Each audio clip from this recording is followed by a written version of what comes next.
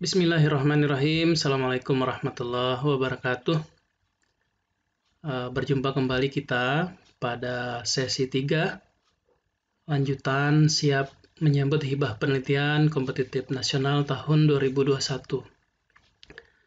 Teman-teman yang belum sempat menyaksikan video sesi pertama dan yang kedua dapat menonton lebih dulu sebelum ke sesi ini sehingga pemahamannya bersambung lengkap dengan apa yang sudah disampaikan sebelumnya.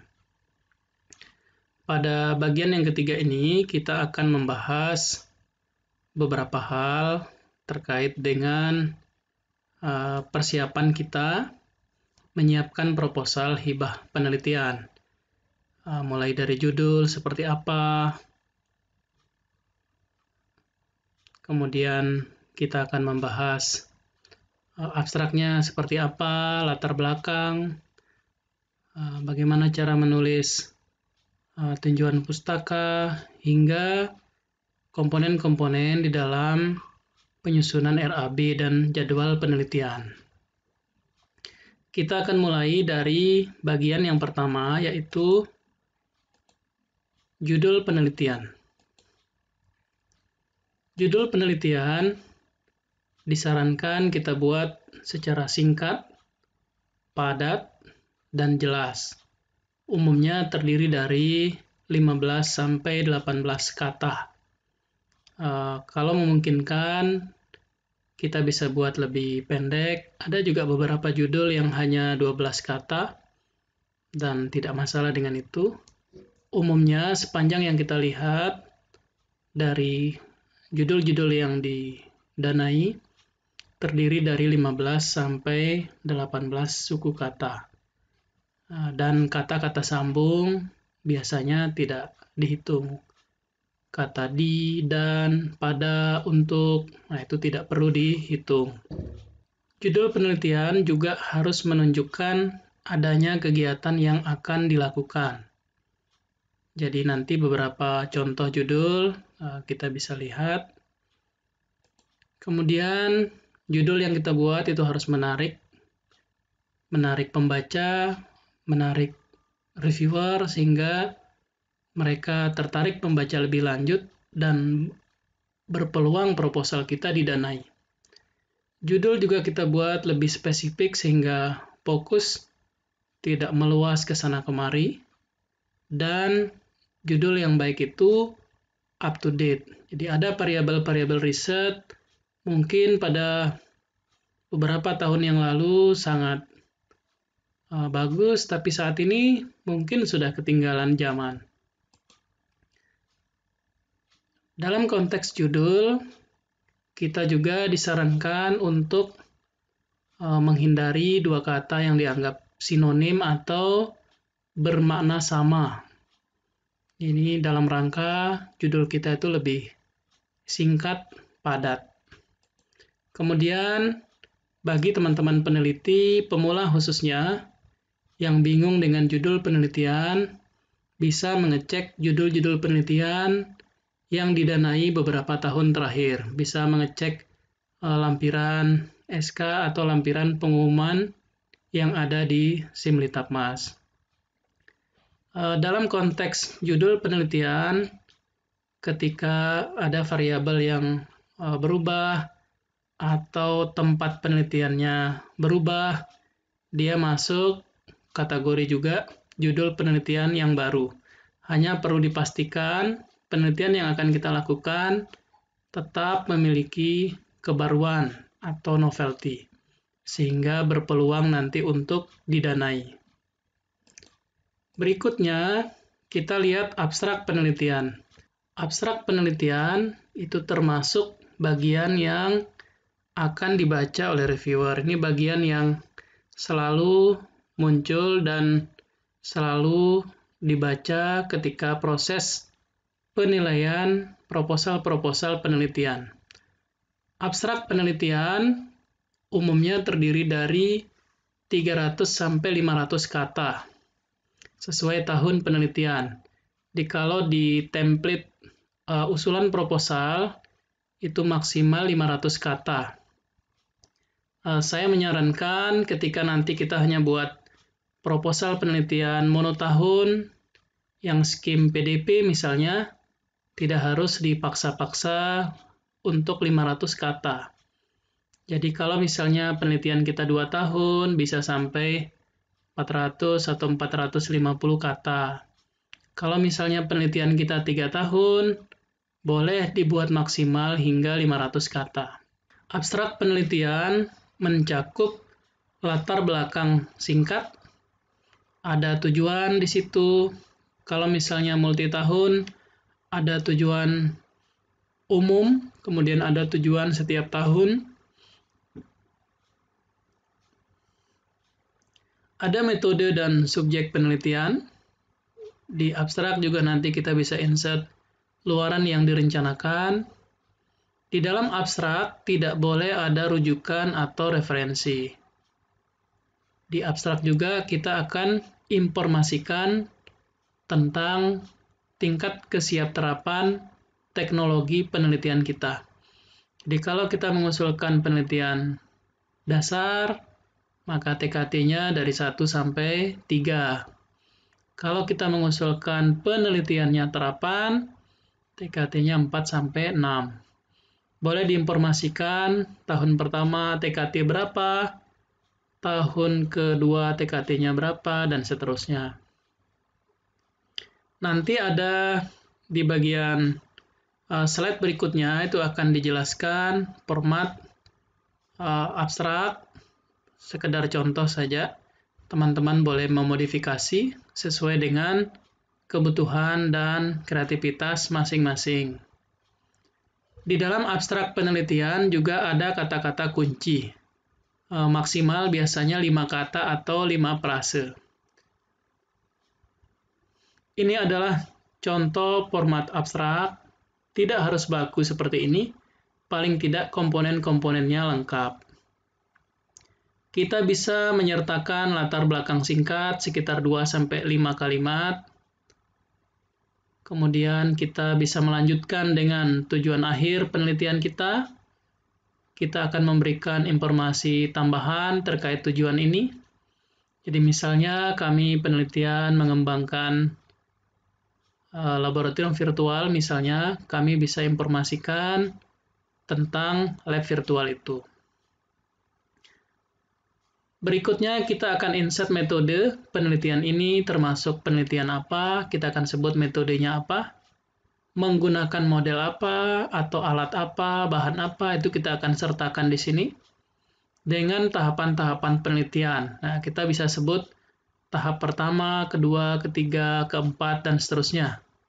Tidak harus dijelaskan masing-masing. Minimal kita akan sebutkan tahapan-tahapannya apa saja. Kita juga akan menginformasikan di abstrak, penelitian kita direncanakan berapa tahun. Kalau kita merencanakan PDP saja, maka penelitian kita 1 tahun. Kalau kita ikut skim yang lain, durasi waktunya minimal 2 tahun, atau kita akan gunakan seluruhnya 3 tahun. Jika kita merencanakan penelitian selama 3 tahun, kita akan sertakan di abstrak kita, penelitian kita rencanakan selama 3 tahun. Pada tahun pertama kita mengerjakan apa, pada tahun kedua kita mengerjakan apa, pada tahun ketiga kita mengerjakan apa, dan kita akan membuat uraian kegiatan kita secara ringkas pada masing-masing tahun. Berikutnya kita bisa menginformasikan target luaran penelitian kita, baik luaran wajib maupun luaran tambahan. Beberapa tahun terakhir, kita disarankan menulis secara spesifik kalau kita akan menghasilkan buku apa, kalau buku teks judulnya apa, kalau buku ajar pada mata kuliah apa, kalau kita akan menulis jurnal tujuannya ke jurnal apa, statusnya terakreditasi atau bereputasi, nasional atau internasional. Kalau kita akan menghasilkan produk, kita akan sebut juga produknya apa, dan seterusnya. Berikutnya kita juga bisa menginformasikan di abstrak luaran tambahan penelitian kita apa saja. Nah, baru di bagian akhir, kita akan menyertakan informasi tentang TKT. Kalau kita ikut skim dasar, kita bisa menyebut penelitian ini berada pada TKT 1 pada tahun pertama, dan TKT 3 pada tahun akhir penelitian. Nah, itu sekedar contoh saja. Ini bukan format baku, teman-teman boleh memodifikasi. Hanya kami sarankan agar komponen-komponen ini dipertimbangkan dengan baik. Struktur bahasanya silakan disesuaikan dengan style masing-masing. Mudah-mudahan ketika komponen abstrak kita lengkap, peluang untuk diterima menjadi lebih besar. Amin. Berikutnya, kita akan lihat bagian latar belakang. Ada beberapa komponen yang perlu dijelaskan dan atau disertakan di dalam penelitian. Yang pertama, kita bisa menginformasikan deskripsi bidang ilmu peneliti yang sesuai dengan usulan. Pada bagian latar belakang tidak harus dibuat terlalu umum, dibuat fokus saja pada subjek variabel yang kita rencanakan untuk diteliti. Pada bagian latar belakang juga kita akan menjelaskan beberapa fakta yang menjelaskan atau menunjukkan adanya masalah yang didukung data-data dan argumentasinya. Pada bagian ini juga kita akan menjelaskan beberapa hal terkait alasan-alasan kita memilih variabel, memilih metode tertentu, kita memilih materi tertentu, atau alasan kita memilih lokasi dan subjek penelitian tertentu. Pada bagian latar belakang juga, kita harus memastikan ada beberapa pertanyaan agar memudahkan kita mengecek posisi latar belakang dari proposal kita. Yang pertama, apa masalahnya sudah kita sebutkan. Jadi masalahnya itu harus ada, karena latar belakang ini harus menunjukkan adanya gap ya, kesenjangan antara harapan dan kenyataan, ada masalah-masalah di situ yang harus diselesaikan. Kenapa dianggap masalah? Kita akan sebutkan alasannya. Pertanyaan 1 dan 2 ini boleh dibahas di dalam satu paragraf.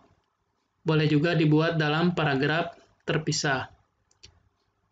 Masalah itu kenapa harus diselesaikan? Kita akan berikan argumentasi-argumentasi untuk menunjukkan bahwa rencana penelitian kita penting untuk dilakukan dan penting untuk didanai. Kita juga akan menjelaskan jika masalah tersebut tidak diselesaikan, akibatnya apa saja, dampaknya apa. Itu perlu dijelaskan. Berikutnya kita akan menjelaskan bagaimana penyelesaian masalahnya. Di sini ada ide kita, usul, inovasi, kreativitas kita untuk penyelesaian masalah. Kita akan jelaskan dengan dukungan-dukungan referensi yang relevan. Kita juga perlu menjelaskan mengapa memilih cara penyelesaian masalah tersebut.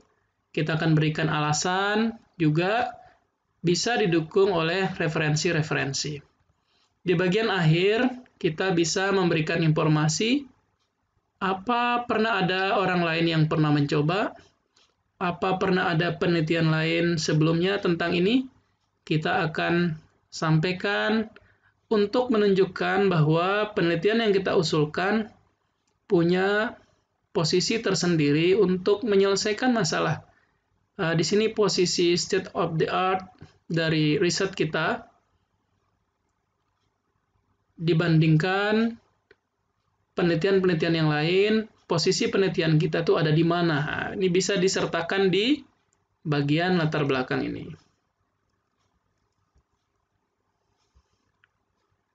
Berikutnya ada rumusan masalah. Ini untuk memudahkan kita memfokuskan masalah yang rencana akan kita selesaikan. Kita akan buat rumusan-rumusan masalah. Rumusan masalah dapat dibuat dalam bentuk pertanyaan, bukan pernyataan. Pertanyaan ini nanti yang akan kita jadikan jawabannya sebagai kesimpulan dari riset kita. Rumusan masalah bermanfaat jika dipecahkan, baik manfaat secara teoretik maupun manfaat secara praktis untuk penyelesaian masalah-masalah.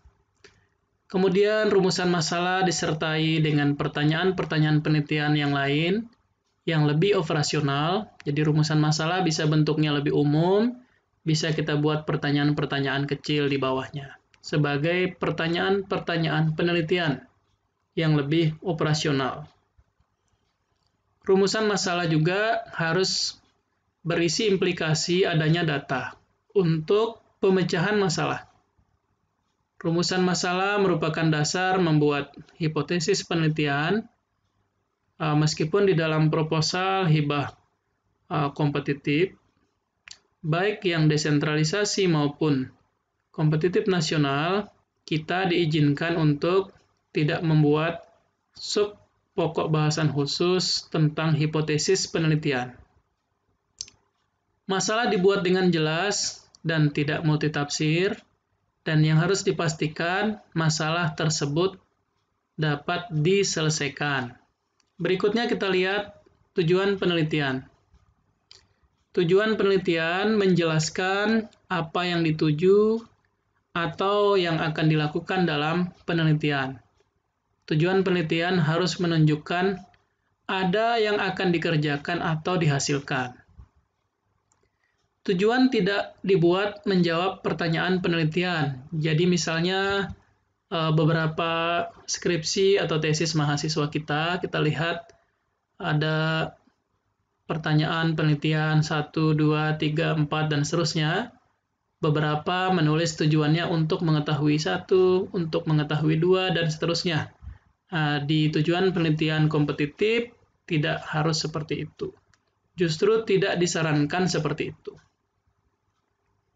Hindari kata-kata yang tidak operasional seperti untuk memahami, tujuannya untuk mengetahui, dan seterusnya.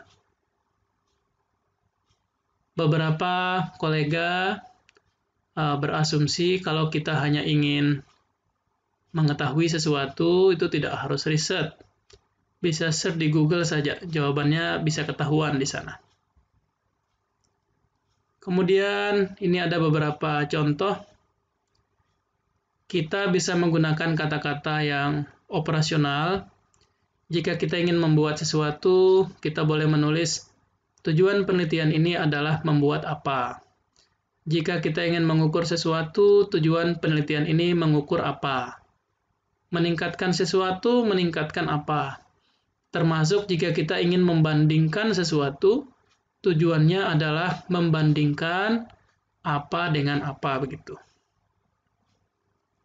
Tujuan ini akan berimplikasi ketika dibuat lebih operasional, akan memudahkan kita untuk melakukan proses penelitian karena kita bisa lebih mudah mendata data apa yang kita butuhkan dan akan diapakan data-data itu.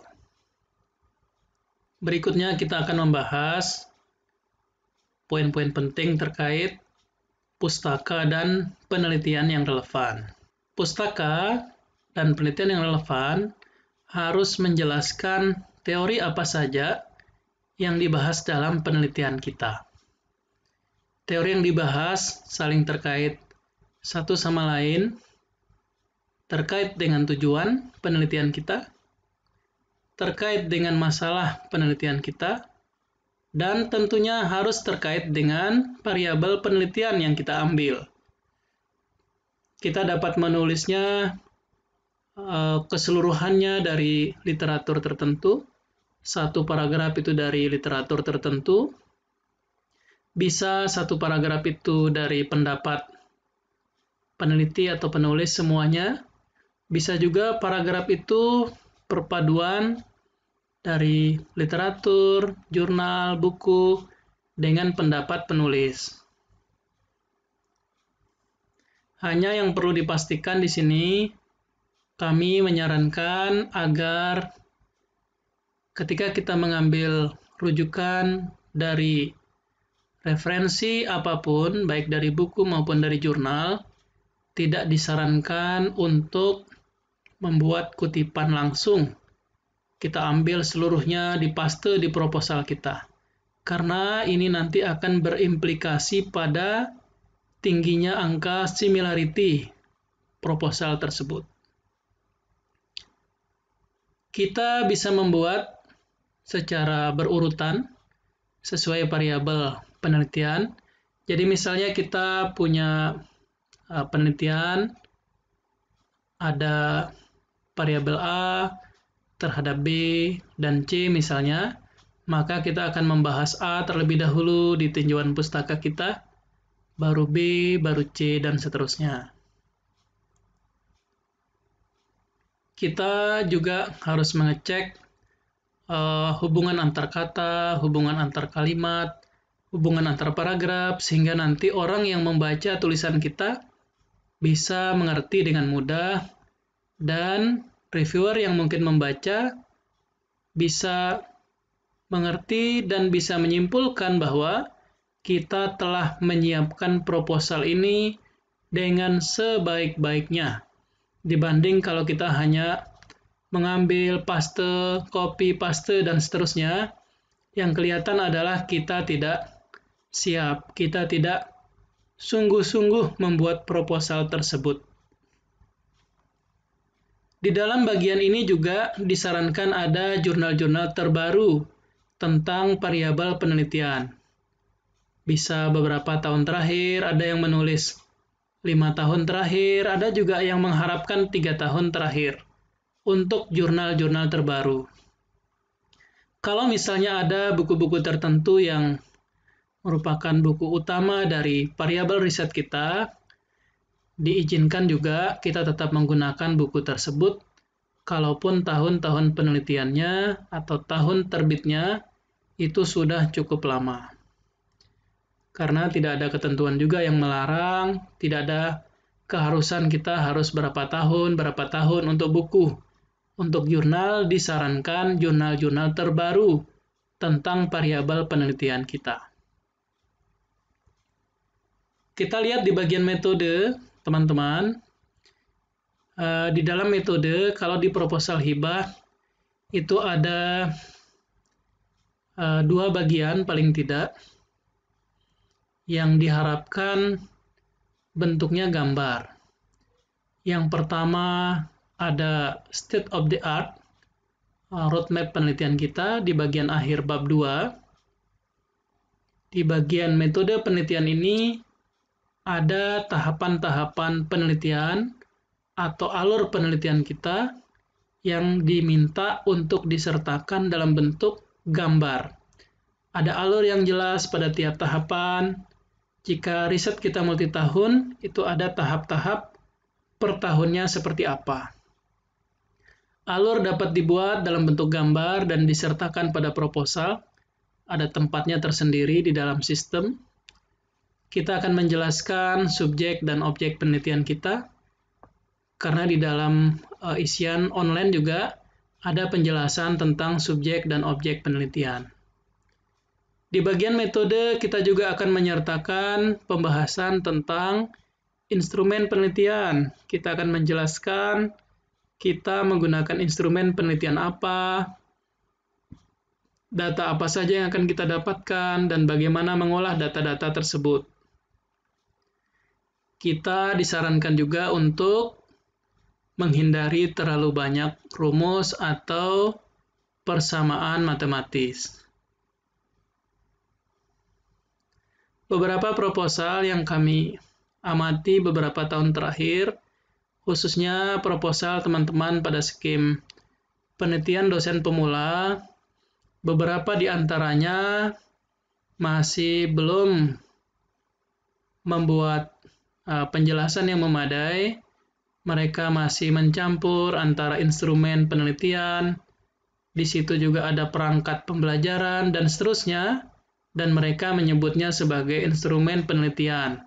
Nah, ini tentu tidak tepat, bisa jadi bahan belajar kita bersama-sama untuk memastikan bahwa yang kita akan tulis instrumen itu memang instrumen penelitian.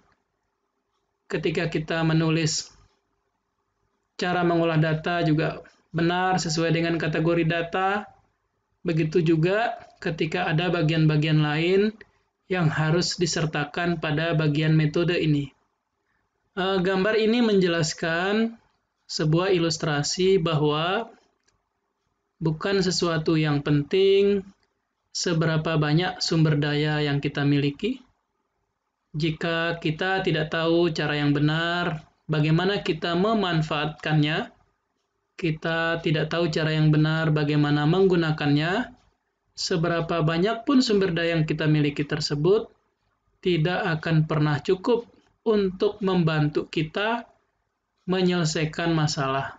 Tidak akan cukup membantu kita menemukan solusi-solusi dari masalah yang kita alami. Ini mudah-mudahan menjadi inspirasi untuk bahan belajar kita untuk tetap belajar, dan berbagi dengan teman-teman kita yang lain.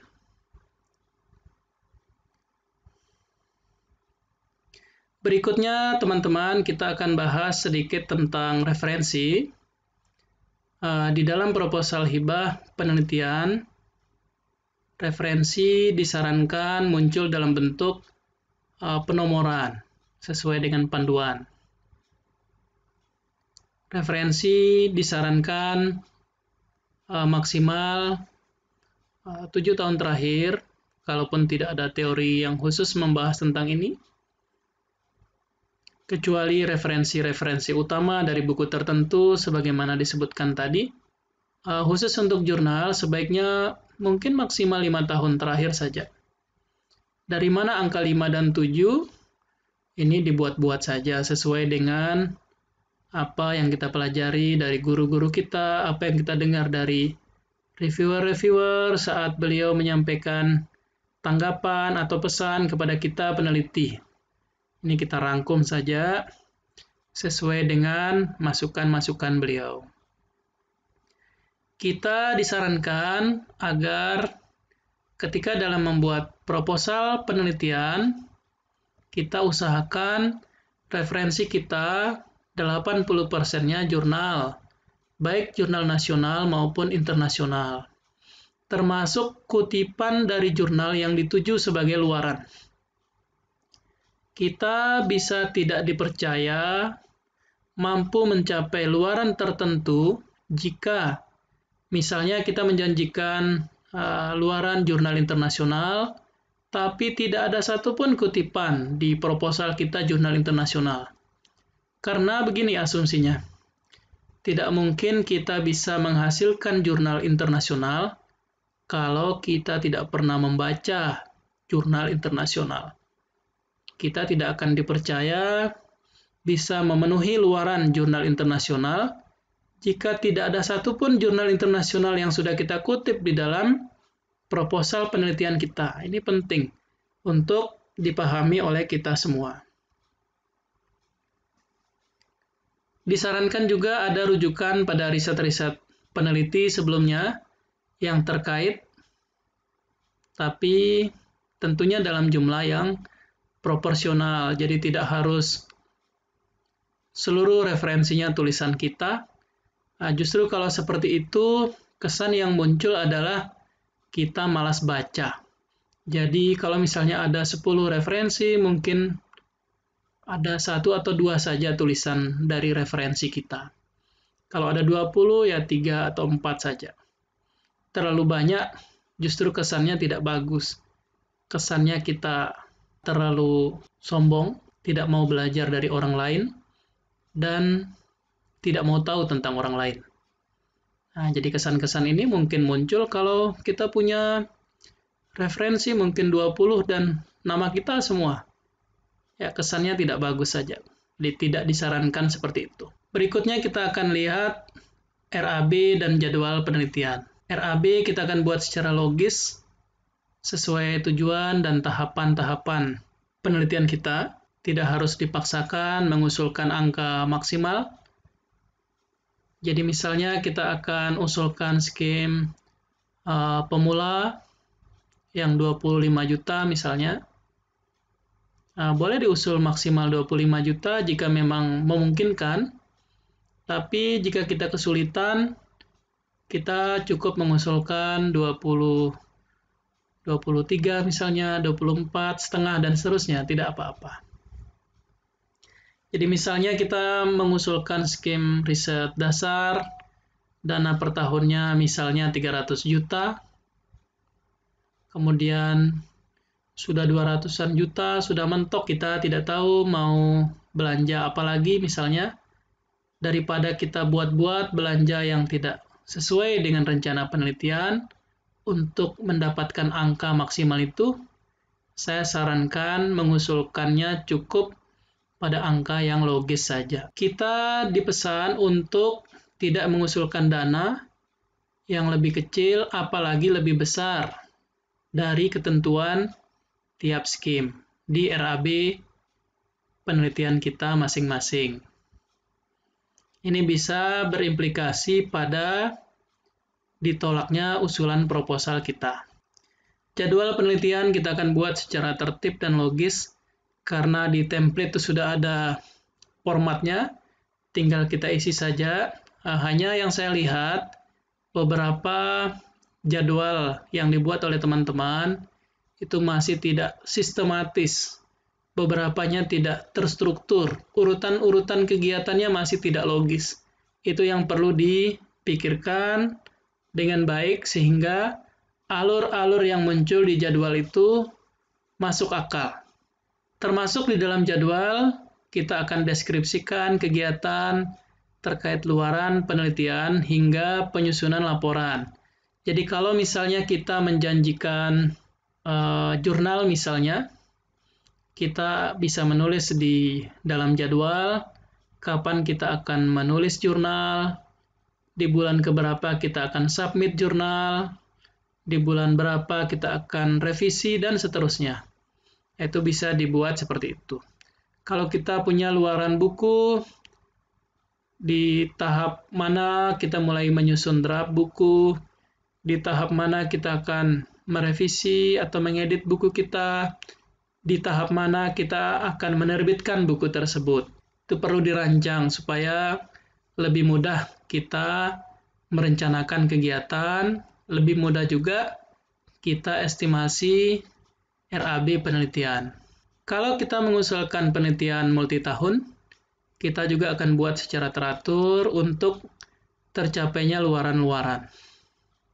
Demikian bagian akhir dari sesi persiapan kita untuk mengusulkan hibah penelitian, baik penelitian pada skim desentralisasi maupun penelitian kompetitif nasional. Mudah-mudahan apa yang disampaikan ini bermanfaat untuk kita semua, menjadi amal jariah kita semua. Silakan dibagi ilmu yang teman-teman sudah miliki ke yang lain, agar semakin berkah dan memudahkan urusan-urusan kita yang lain. Ketika kita saling bantu dalam kebaikan, Allah akan memudahkan urusan-urusan kita yang lain. Mudah-mudahan usulan proposal kita semua diterima untuk didanai tahun yang akan datang, sehingga kita semua bisa berjumpa pada sesi seminar hasil, kita bisa berjumpa pada International Conference yang diadakan oleh beberapa kampus secara rutin. Demikian teman-teman, wassalamualaikum warahmatullahi wabarakatuh.